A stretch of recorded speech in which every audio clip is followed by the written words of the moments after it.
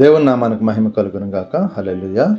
అందరూ ఓనరమ్మ దేవాదేవుడు మరొక నూతన దినం దయచేసిన దేవాదేవునికి వందనాలు చెల్లించుకుంటూ ఈ దినపు వాగ్దానం ధ్యానించుకుని ప్రార్థన చేసుకుని మన పనులు ప్రారంభించుకుందాం.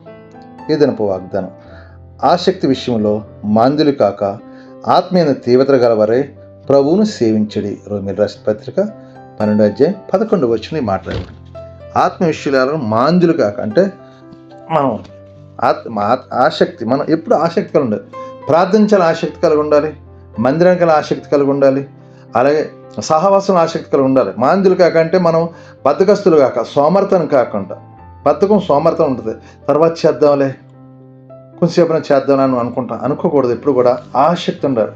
దేవుని యందు ఆసక్తి. ఎందుకంటే ఆయన ఆశ్రయించి దేవుడు, దీవించేవాడు, కృపగలవాడు. ప్రార్థన చేయండి, సహాయము కార్యం చేస్తాడు దేవుడు. అందుకే ఆసక్తి, ఆత్మ తీవ్రత గలవారే. ఆత్మ ఎప్పుడు కూడా తీవ్రత అంటే ప్రార్థించాలని, సావాసంగా దేవుని స్తుతించాలని, దేవుని ఘనపరచాలని, దేవుని మహింపరచాలని ఏం చేస్తాం? ఆత్మ తీవ్రత గలవారే. ప్రభువును సేవించడి. ప్రభువును మనం తీవ్రతతో సేవించమంటాడు. అంటే మనకి ఎక్కువగా దేవుని ఆశ పుట్టాలి. ఎక్కువ మనం ఏదైనా ఒక పని చేయాలంటే ఎలా చేస్తాం? ఏదైనా ఒక ఊరు వెళ్ళాలనుకో, మనం ఆసక్తి కలిగి ఉంటే వెళ్ళాలని అనేకమంది చదువుకుంటూ ఉంటాం. అలాగే ప్రభు సన్నిధికి కూడా మనం ఆసక్తి కనిపి ఆసక్తి విషయంలో మాంద్యులు కాక, బద్ధకం లేకుండా, సోమర్థనం లేకుండా మనం ప్రార్థించినప్పుడు దేవుడు దీవిస్తాడు. అంటే ఈ మాటలు మనం విన్నదాన్ని మనం దాన్ని ధ్యానించుకుంటూ ఉండాలి. అంతే తప్ప మనం ఏంటి తీవ్రత లేకుండా, ఆసక్తి లేకుండా బద్ధకంతో ఉంటూ ఉంటాం. కానీ అలా ఉంటాం దేవుని చిత్తం కాదు. కాబట్టి మనందరం ఆసక్తి కలిగి ఉందాం. దేవుడు మనల్ని దీవిస్తాడు. ఆసక్తి ప్రభు కొరకు మనం ప్రయాసపడ, ప్రభే మన సహాయం చేసిన గాక. ఇక్కడ సామెతలు రాసిన పత్రిక, సామెతల గ్రంథం 6:6 సోమరి చీమల వద్దకు వెళ్ళుము, వాటిని నడతలు కనిపెట్టి జ్ఞానం తెచ్చుకును. వాటికి న్యాయాధిపతి లేకున్నా, పై విచారణకత లేకుండా, అధిపతి లేకున్నాను, అవి వేసవకాలం మీద ఆహారం సిద్ధపరచును, కోతకం ధాన్యం సమకూర్చుకును. సోమరితనం ఉంటుంది. మాంద్యులు అంటే సోమరితనం. అవి ఏం చేస్తాం? చీమల వద్దకు నేర్చుకొని, చిన్న చీమ దగ్గర నేర్చుకుని. ఎందుకంటే అవి దాని జ్ఞానం కలిగి ఉంటాయండి. ఎలా కనుక న్యాయాధిపతి చెప్పేవాడు లేకపోయినాను, ఆయన పైన అధికారం లేకపోయినాను, అధిపతి లేకున్నాను, వేసవి కాలంలో ఆహారం సిద్ధపరచు, కోతకం ధాన్యము సమకూర్చుకుంటే, అంటే రాబోయే సమస్య మనం ముందుగానే తెలుసుకోండి. అలాగే శోధనలో మెలుగుగలు ప్రార్థించి మనలో కూడా చెప్పాడు దేవుడు.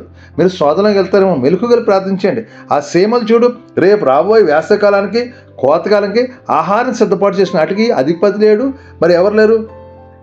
న్యాయాధిపతి లేడు, కానీ జ్ఞానం తెలిసి ఉన్నాయి. అలాగే ఉగ్రతలను తప్పించేవాడు దేవుడు. కాబట్టి ఆ ఉగ్రతలు రాకుండా దేవుడు మనం ఎలా ఉండమంటున్నాడు? దేవుడు జ్ఞానం కలిగి ఉండమంటున్నాడు, ఆసక్తి కలిగి ఉండమంటున్నాడు, ప్రార్థన పట్టుదల కలిగి ఉండమంటున్నాడు దేవుడు. కాబట్టి మనం ఆ చిన్న చీమ ఎంత జ్ఞానం కలిగి ఉందో, మనం కూడా దేవుడిచ్చిన జ్ఞానాన్ని బట్టి మనం కూడా అట్టి రీతిగా ఉండి ఆ యొక్క ఆసక్తి కలిగి ఉండాం. ప్రభుని ఆసక్తి కలిగి ఉండాం.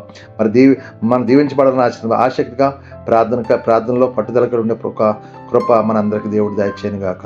ఆమేన్. వందనాలు అమ్మ, వందనాలు. దేవుడు మనం దీవించును గాక. ఆమేన్. ప్రార్థన చేసుకుందాం. జీవాధిపతి యేసు ప్రభు పరిశుద్ధ కృపగలవాడ, కనికరం గల తండ్రి, నీకు వందనాలు. ఇంకోనైనా మరొక నూతన దినం దయచేసినందుకు కృతజ్ఞత. దినమంతా నీ రెక్కల్చండి, భద్రపరచండి, కాచి కాపాడండి, దీవించండి. యజమానుల ద్వారా, తోటి పని వారి ద్వారా, ఏకీడిగా అందరితో సమాధానం, శాంతిని దయచేయండి ప్రభా. మేము చేస్తున్న మా చేతి పనులు మమ్మల్ని దీవించి ఆశ్రయించమని అడుగుతున్నాను తండ్రి. నీకు వందనాలు, స్తోత్రాలు. యజమాని నెలలా జీతాలు ఇచ్చే కృప తెచ్చి ఇచ్చేందుకు వ్యర్థం కాకుండా మా కష్టార్జితం మేము తినలేక సహాయం చేసి దీవించి ఆశ్రయించమని అడుగుతున్నాను తండ్రి. నీకు వందనాలు. ఎవరైనా బలహీనంగా బిడ్డంటే ముట్టండి, స్వస్థపరచండి. హాస్పిటలైజేషన్లో బిడ్డ ముట్టండి, స్వస్థపరచండి. అప్పులు బంధకాలకు విడుదల ఇచ్చండి. తాగుడు పేగడ వ్యసనాలు దూరపరచండి ప్రభా. నీ బిడ్డ కష్టార్జితం మీరు దీవించండి, ఆశ్రయించండి, కృప చూపించండి ప్రభా.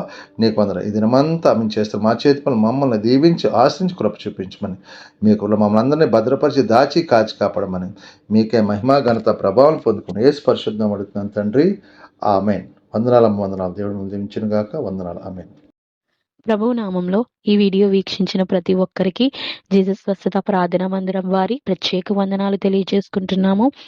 మరి ఇంకెన్నో సందేశాలు, వీడియోలు, సంఘ కార్యక్రమాలు మీకు అందుబాటులోకి రావడానికి పక్కనే ఉన్న సబ్స్క్రైబ్ బటన్ని ప్రెస్ చేసి బెల్ ఐకాన్ని కూడా ప్రెస్ చేయాల్సిందిగా కోరుకుంటున్నామండి.